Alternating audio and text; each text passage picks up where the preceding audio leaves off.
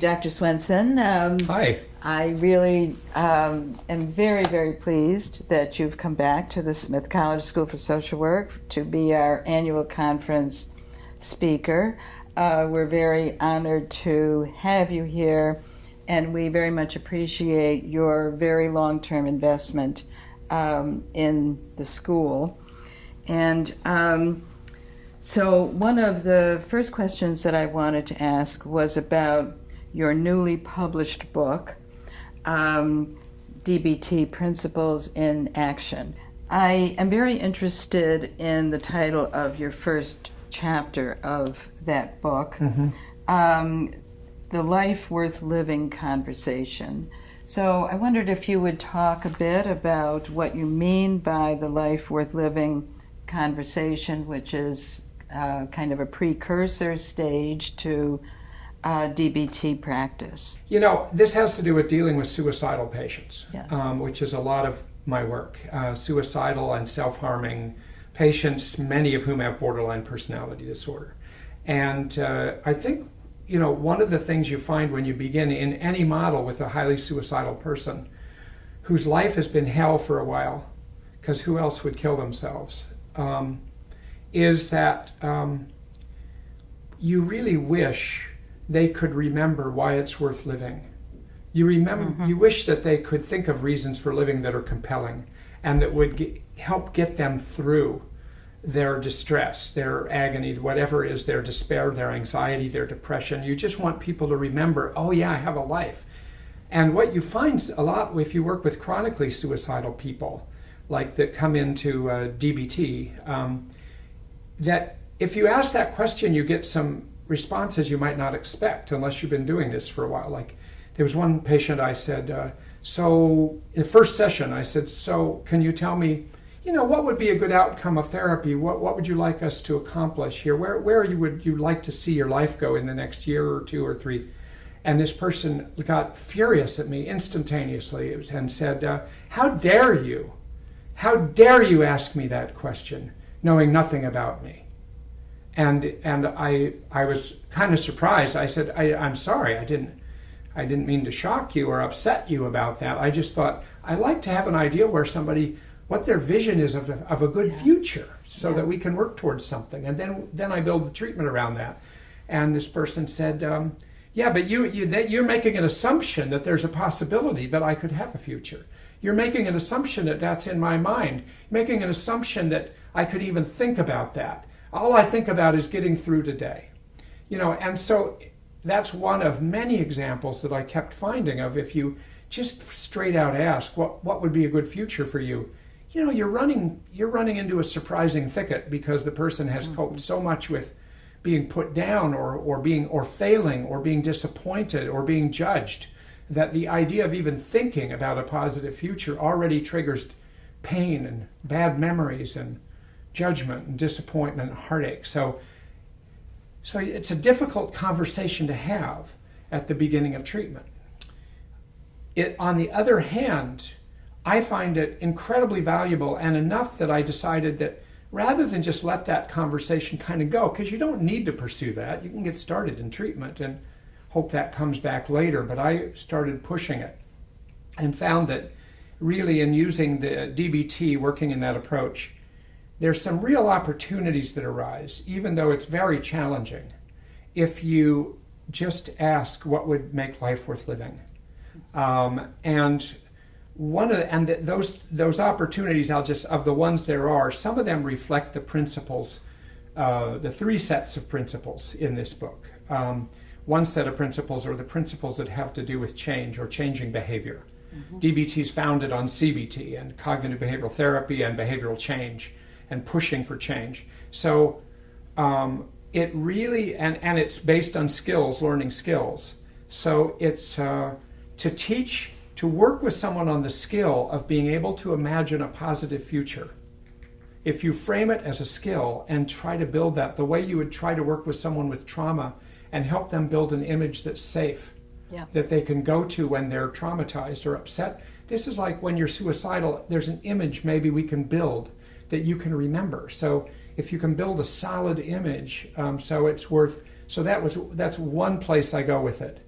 Another place that's more, you might say, dialectical, which is a second set of principles, the dialectical principles in DBT, is that when you enter onto the field with somebody who is suicidal, it's wise to remember that actually they're ambivalent. They're sitting with you, after all, Yes. saying, I want to die. Yes. There's an ambivalence there. And if you jump in on the side of life and say, come on, let's work on this, if that's all you do, you elicit the other side. You push the person to the other side to say, no, there's no point. There's no point in living. And so you're wise to jump in on both sides and realize there is wisdom in their wanting to die, given their life. And there's wisdom in their coming into treatment and trying to at least find out if something can happen. And you can ally yourself and learn more about both sides. They don't cancel each other out. And while some people who aren't as comfortable working with suicide may not want to ask questions about suicide because they think they'll trigger it, that's not actually how it goes. Sometimes people are dying to talk about suicide, so to speak. And so you bring it up and you say, tell me why you want to die, and genuinely listen and get the story almost to where you feel like, now I get it. I could imagine if I were you, I'd want to die.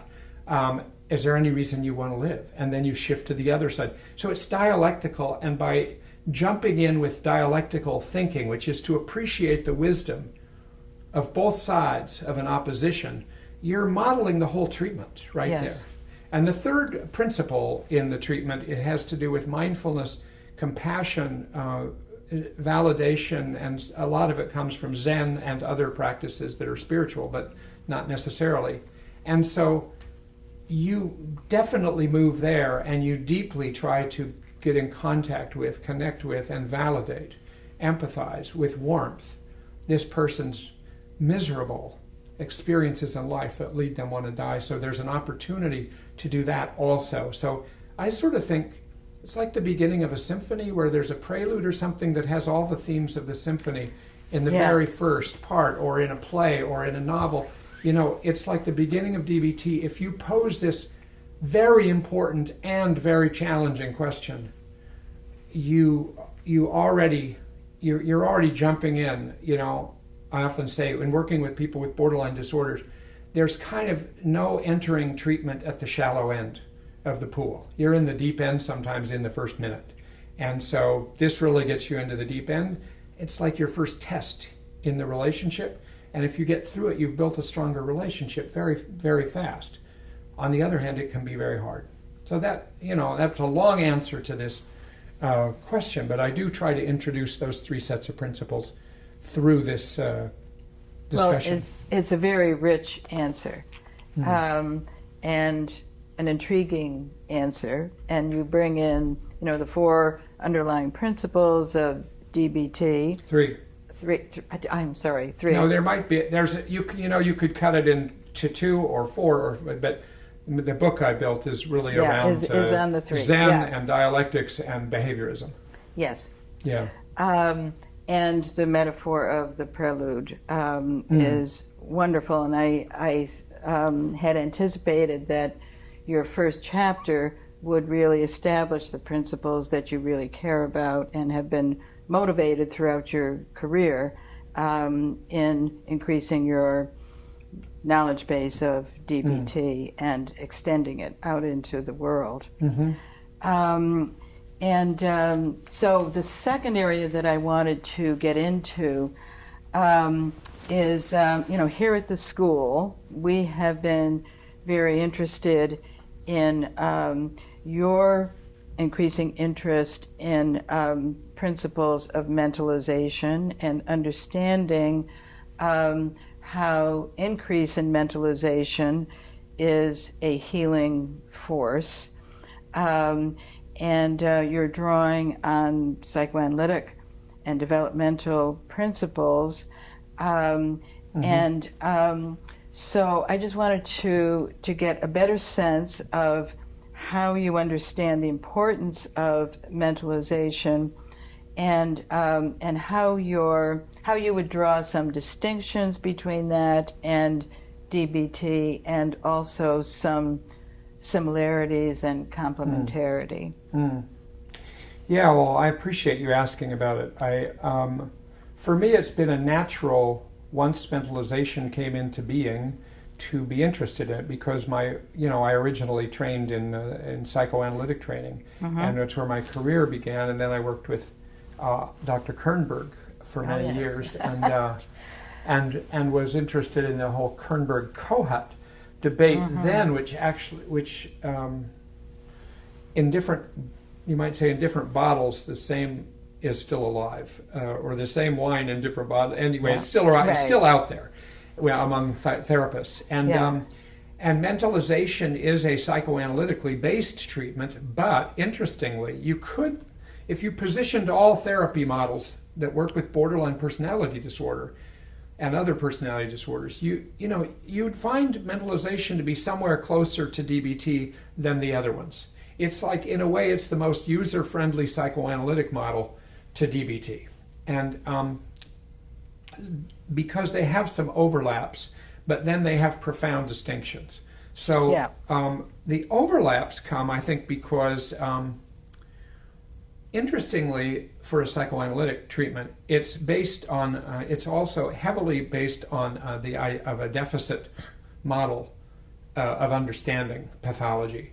The deficit in the capacity to mentalize could be reconceptualized as a skill-based model. So it's easy, since DBT is filled with teaching skills for regulating your emotions, the idea of teaching the skill of how to mentalize, even though it's a more complex and nuanced phenomenon, it lends itself to just sort of be understood that way by DBT people. That's one thing. Also, they both look at the treatment of borderline personality disorder. They both look for evidence. They're both very outcome oriented in the model.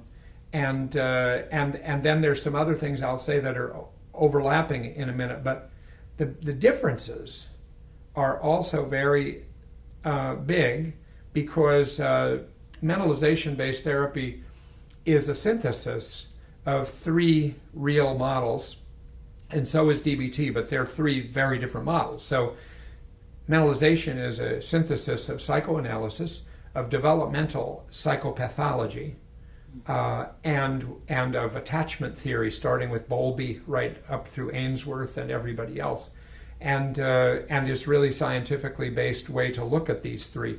And then DBT is Zen and behaviorism and mindfulness, and dialectics. Yeah. So they don't look like they would overlap necessarily, but they end up in practice overlapping quite a bit. So they come from very different places. So DBT is really doesn't have a psychoanalytic impulse in its bones. Psychoanalysis looks at in-depth models of psychic functioning with different layers, starting, of course, with surface presentation and defenses and conflicts and object relations and on down, and you're going from surface to depth. DBT, like other behavioral models, are chronological and horizontal. Right. So you're looking for what came next and what came next and what came next. And if you ask a DBT person, but what's underlying that? Linehan, as the person who developed DBT, would typically say something like, under what? What do you mean under? There's nothing under anything. That's a concept you get in psychoanalysis. That's not really there. So there are big difference in theoretical orientations, and there's some differences in that DBT pushes way more skills, and it also is kind of more controlling as a style.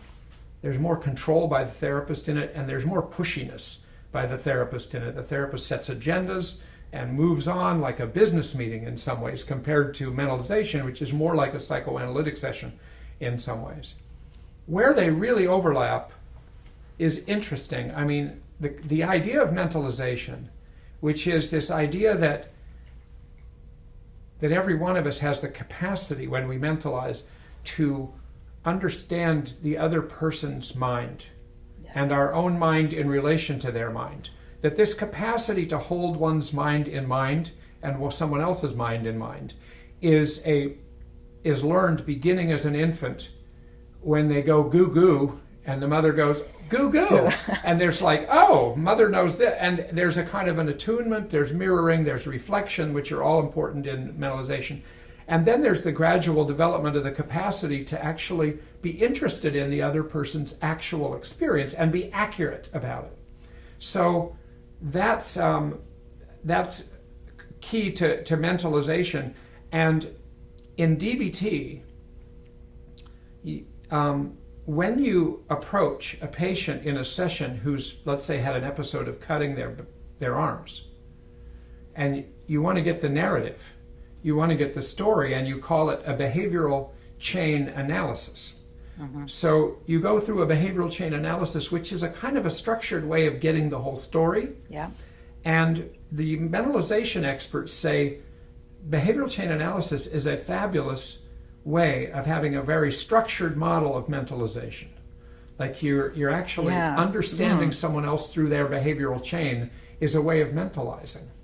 So they say, yeah, these overlap a lot. They're different stylistically, they're different in technically, but it's a way of getting the story. But here's another difference. When you're getting the story, put it this way, if the same patient came to these two different therapists, the patient has cut herself because her boyfriend went out to a wedding without her. And let's say she got convinced he was going to find someone else, fall in love with somebody, and it showed he didn't care about her. And so she got in a panic and she cut herself. Now you're interviewing her. The mentalization person would want to get the whole story. Both therapists would want to get the whole story.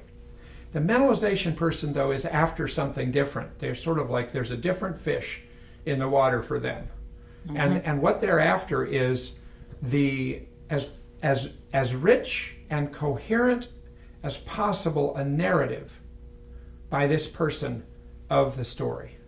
Like, what do you think happened? And what were you thinking he was thinking? And then you want to see if you can pick up any errors of mentalization, any breakdowns of mentalization, because that's what they're going to hypothesize, that her capacity to mentalize broke down under the activation of that attachment and separation. And therefore, everything falls apart. The DBT therapist is going to go through the same story, but they're interested in every link in the chain where you might be able to do something different, including like how the person thought about it. But so, aligned with psychoanalysis, the mentalization person wants to get a rich, coherent, and accurate narrative of what happened with a lot of detail and flexibility in it and some inquiry in it. So these are significant differences. DBT, in a way, chops the narrative into bits, and then tries to treat the bits. Right. The mentalization therapist tries to maintain the coherence of the narrative and enrich it and make it more accurate. This is such a helpful distinction that you're making, because I think that the term mentalization, as you say in your article, mentalization and DBT, which is a wonderful article, and you say that there's something that's a little inaccessible about the term mentalization. It's hard for people to understand, and I think that the examples that you've given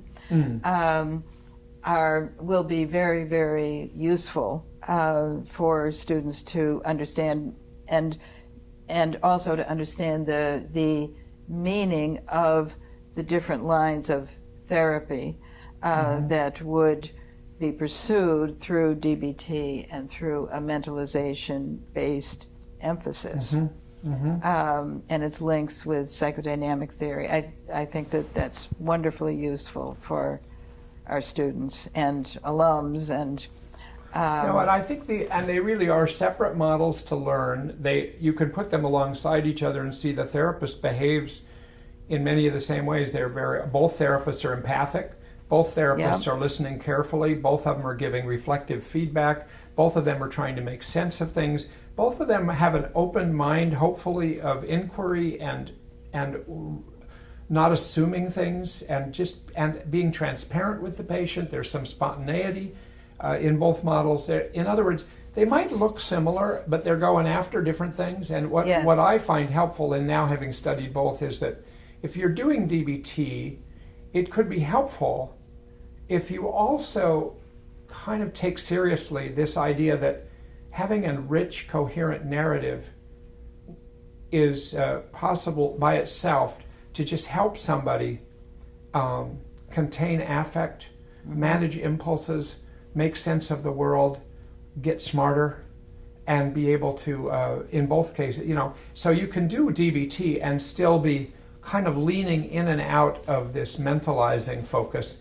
You could do mentalization therapy, and you could also build in skills for emotion regulation because they share that goal of emotion regulation. Yes. And I've talked at length with experts in mentalization, John Allen, who wrote a wonderful article on mindfulness and mentalization, and that's in DBT. So they kind of both travel through the area of mindfulness, and Anthony Bateman and Peter Fonagy, and they all see these models as very interestingly compatible.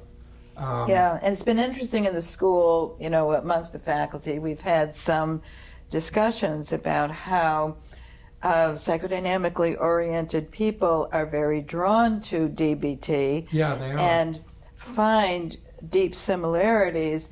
And some people who are trained in CBT say, oh no, we don't see the roots in psychodynamic theory at all. They aren't there.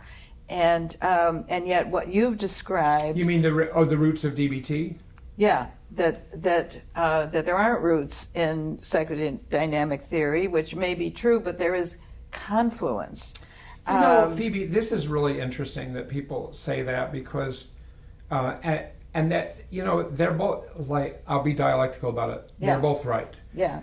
Because they really are both right. It's interesting because DBT, the creator of DBT was a straight, committed, and passionate behaviorist, cognitive behavioral therapist. Let me tell you, and that's her thinking, and it isn't that part that's the roots that are overlap with psychoanalytic. It's the other two paradigms that I'm talking about. Yeah. Dialectics. The dialectics. I mean, there's the acceptance. ego, the superego, and the id. I mean, starting back to early psychoanalysis. And but every model that is thinking in a complex way lines up different equally true hypotheses. In psychoanalysis, the law of multiple determination of any symptom. Mm-hmm. That's dialectics. I mean, there's dialectics really inform both. I mean, they both are dialectical in nature. And in terms of the Zen focus, I would say that entering into learn DBT when I was purely psychoanalytic before, the thing that I already had under my belt was you might say, the mindfulness focus. I was already, through psychoanalytic training and practice, able to validate, able to listen, able to just be present, able to notice countertransference reactions and just be there. And that all of those things are fundamental to DBT. Mm-hmm. It's just that it's true that the developer is not somebody who would say the development of DBT overlaps with psychoanalysis, but these other two sets of principles, they really, you just can't help but see the overlap. So, you can go back and tell them, this is a good argument to be having. This is wonderful, and they will be in the audience tonight. Good. Yeah. So let me move on to the third question, which has to do with your experience in senior management and consultant roles to different departments of mental health. Mm-hmm. And so I'm wondering, where do we stand now in making these models of practice, DBT, widespread, MBT, less so, and but how do we make them more accessible to the populations in need of them? And can you share with us some of the more novel applications of these models? Sure. I mean, this is I have been involved in implementation for a long time, and then both within the departments of mental health in various New England states and a project in Illinois. and now in other countries. All these large implementation projects I've been very interested in. But I think there was, with DBT in particular, which is way further down the road in implementation projects, Yeah. I think there was an early phase of implementation where we just charged out there and did a ton of training, and we developed some formats for implementation. We had ideas for implementation, and we would consult to implementations.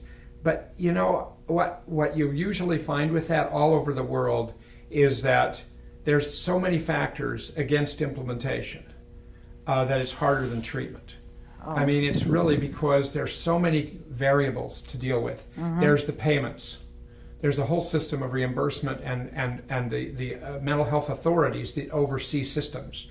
So if the Department of Mental Health, if the commissioner of the Department of Mental Health in a state is really interested in having DBT, all right, there's a good one. Yeah. If the clinical director of the place you're going is interested, that's really good. If the executive director of a community mental health center is interested, all right, if you've got these three people down the line from top on down interested, you've got a really good start. If you go without those people, it's almost like try to grow plants without water. Yeah. They don't grow, you know, so it's really, you really have to see the whole, it's very systemic.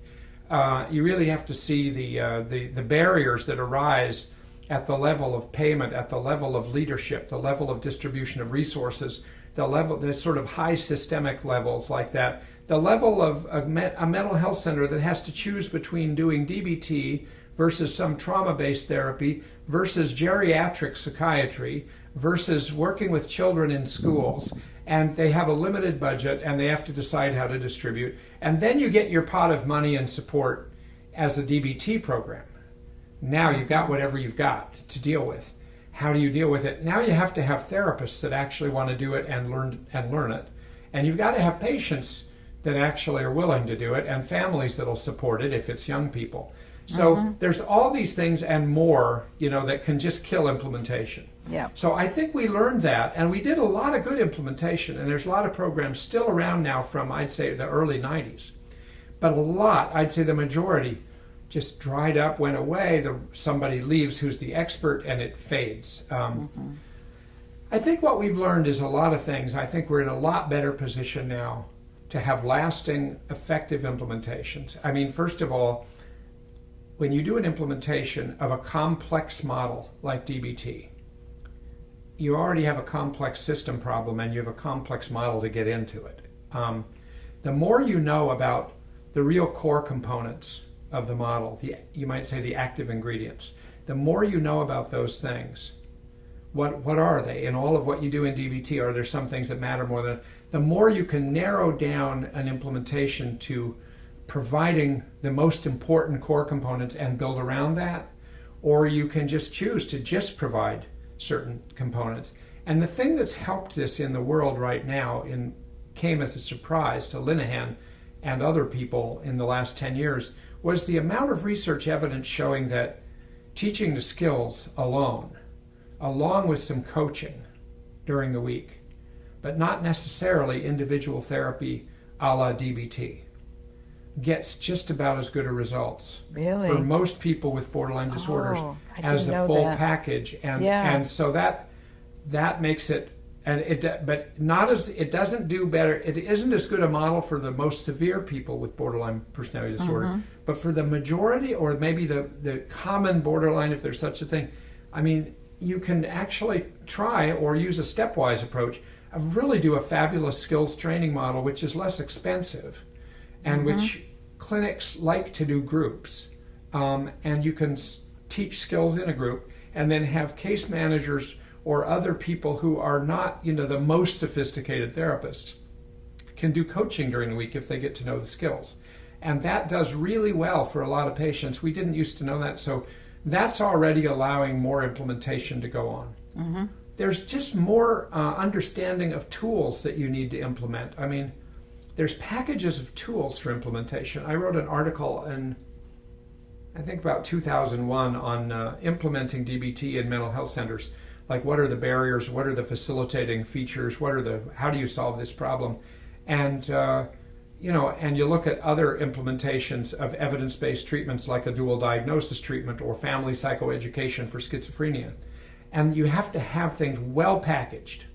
You really have to have a concise, clear package, almost like a toolbox that tells people what to do, tells people how to measure progress in simple measures. Now, of course, computerized simple measures. The more you can package the whole model in things that a health center, a private practice, a hospital can use without having to hire an extra researcher or a department to study it, the more you can get like these packages that really zero in on what is helping and how do we know if it's helping early. That helps. There's way more advocacy for borderline personality disorder now. That's another independent factor. I mean, NAMI, National Alliance for the Mentally Ill, was only a few years ago, after a lot of advocacy by people, that they agreed to allow borderline personality disorder as one of the disorders for which they advocate. That was a huge break. Yes. Wow. There's two other major advocacy organizations, I won't go into them right now, that are like really generating research, fellowships, implementation, education, work with families a lot. So there's more of that going on. And we're also smarter. We don't assume that training actually changes behavior. Training does not change behavior. There's a lot of research on that. The science of implementation is growing in leaps and bounds throughout not just mental health, but medical treatments, education. The science of implementation is getting year by year more sophisticated. Like, what do you have to do to really make it last? And so, every year people in DBT are borrowing from that and doing projects and getting grants of how do you, instead of have a sort of a 1-year focus of training, you've got like a 3-year focus on implementation with many steps to it. And that toolbox that you bring in, and then a lot of consultation along the way done as efficiently and inexpensively as possible. There's just a lot more understanding of implementation. At the same time, it's not out there. It's the number of people that it's serving is way more than before in the world, and it's still spreading. Then if you measure the number of people who have borderline personality disorder or other related disorders of emotion regulation, we're just hardly touching it. So we're better off than some treatments. I mean, from the beginning. I know that you've gotten into juvenile justice facilities. Juvenile justice, prisons, forensic facilities, really antisocial important. patients, eating disorders, and now hugely into schools, middle schools and high schools. This is like a frontier that's just opening because a book just came out, really a well-researched crackerjack book on how to bring DBT skills with a curriculum and with all kinds of ideas for implementation into middle schools and high schools. And not only for the troubled kids, but as part of the core curriculum of a middle school and high school, for a curriculum on how to help kids learn to manage emotions and conflict. And it's really I think this is going to take off. Yeah. And I know that mentalization based treatment is certainly at a much more beginning stage, but do you see that moving into the public domain, or do you see that as more remaining within private practice kinds of models? I can't tell. I mean, I was totally shocked how DBT went. I mean, I was there. Yeah. I was the first person to do a DBT implementation outside of Marshall Linehan's lab in the world. And I just thought, this is kind of cool. And I think I'll do this for about 3 years. It helps me with this, and then I'll move on. This is like 30 years almost. And so I had no idea. So I can't tell.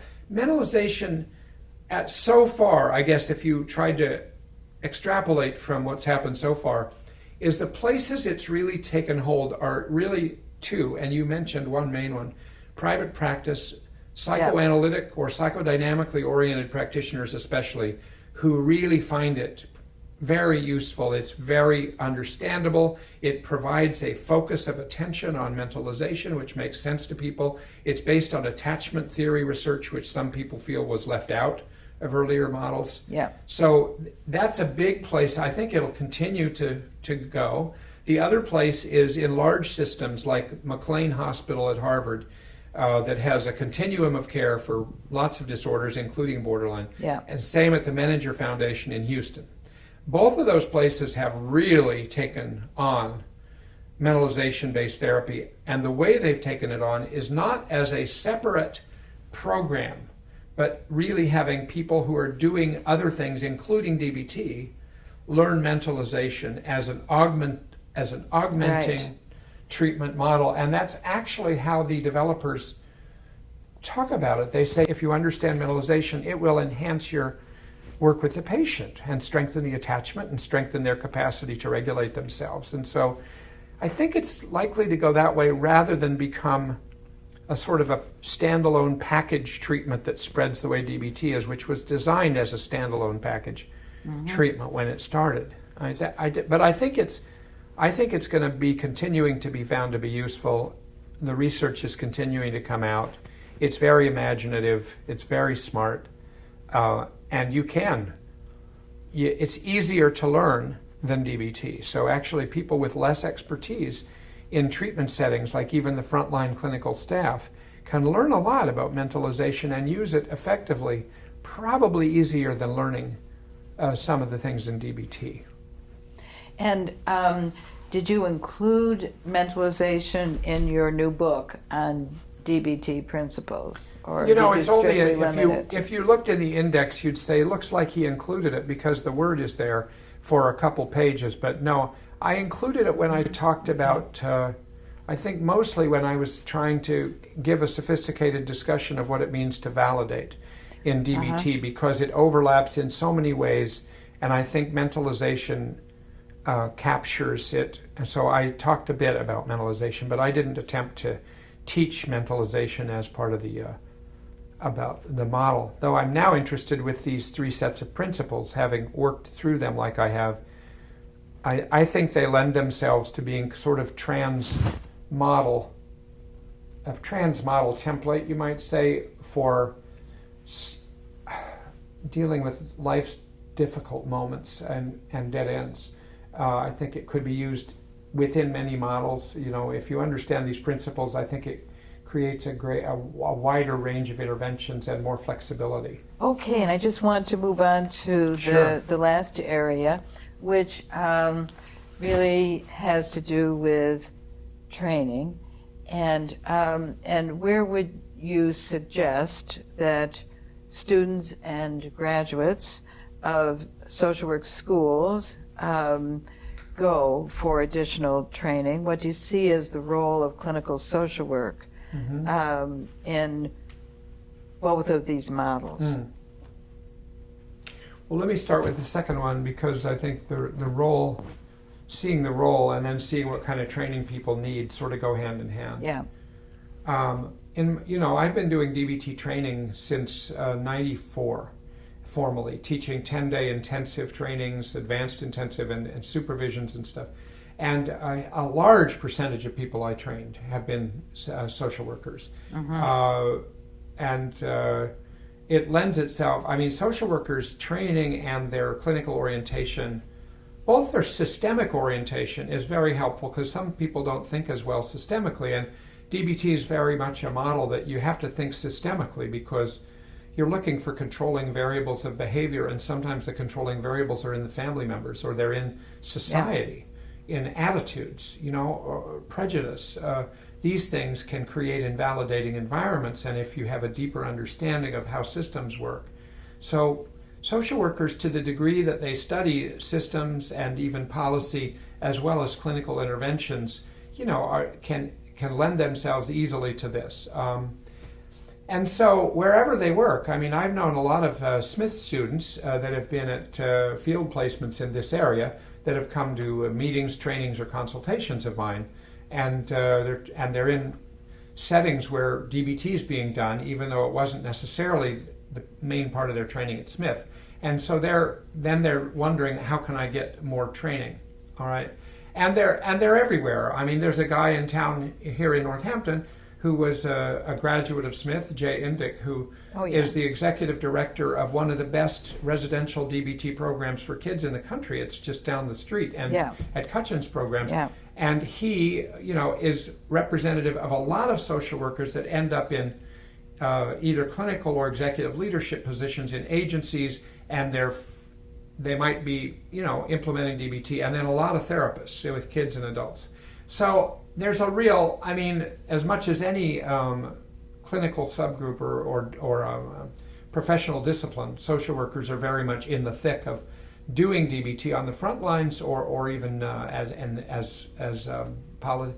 of the first randomized controlled trials supporting DBT was done by a social worker at Duke University. So they're in research too. The training now, the world of DBT training has sort of exploded. There's a lot of training available. There's now also new, starting a little over a year ago, there's a process of certification for therapists that is increasingly going to influence the nature of training, the nature of reimbursement. Certified people will get reimbursed by insurance companies when non-certified people might not.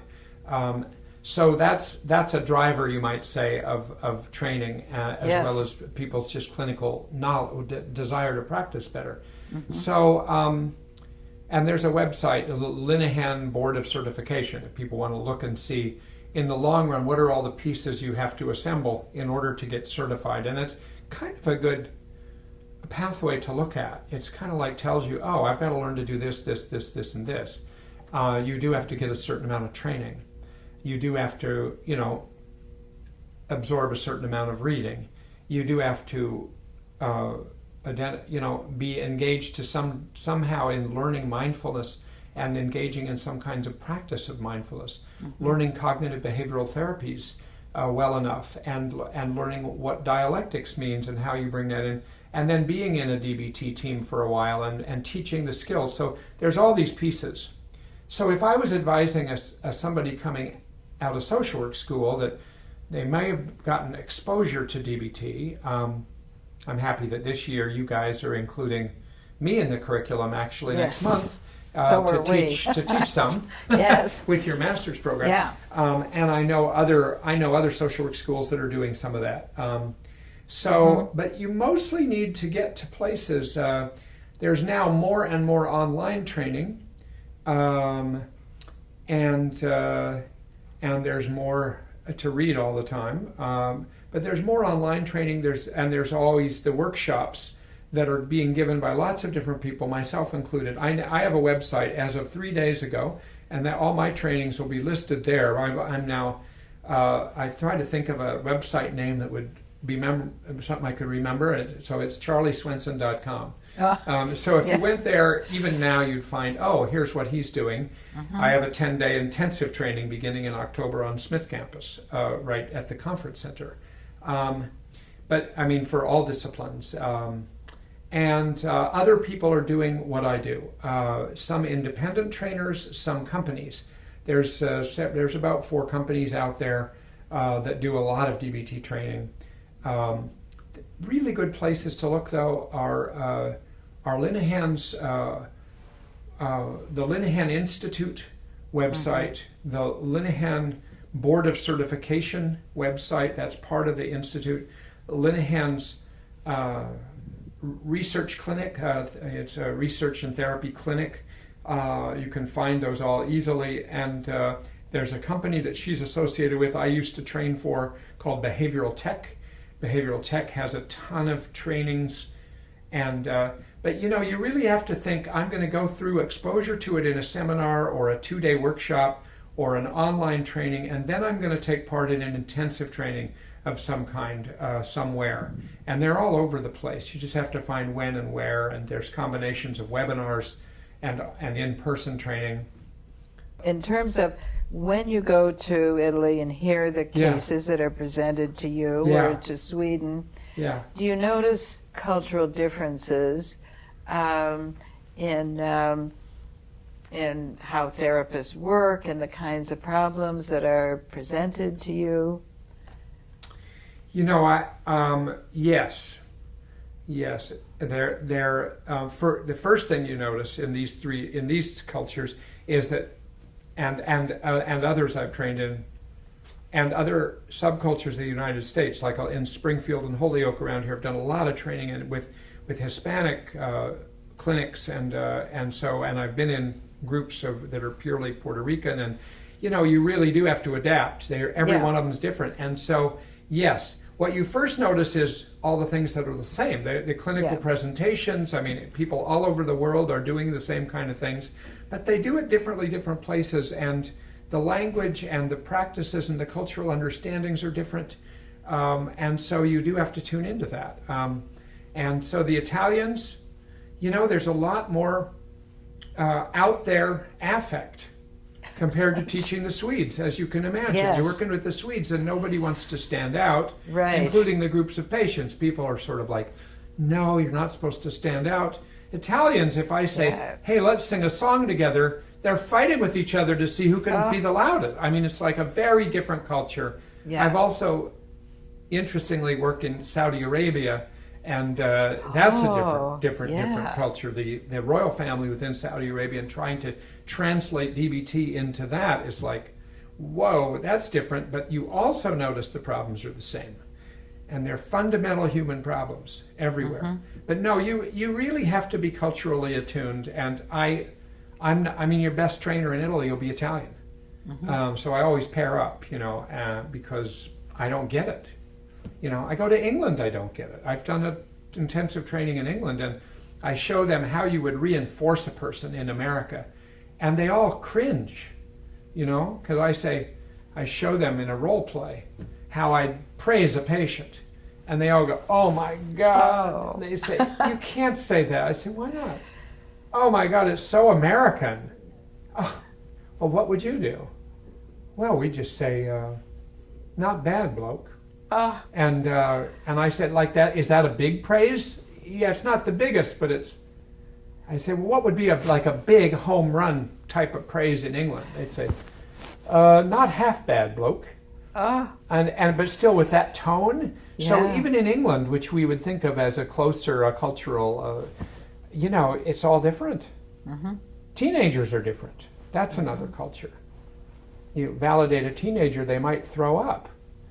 Because it's too serious and sincere. So you have to find a way to be with a teenager where you're not acting like a teenager, but you're attuned to the difference. And that's part of what's interesting, and it's probably why some of our implementations don't work so well. So you really have to have people that know the culture. Yeah. Well, it sounds as though you are going to some of the same countries over and over, so you are adapting, and you also are recognizing that you need to be paired with people from that culture. Yeah.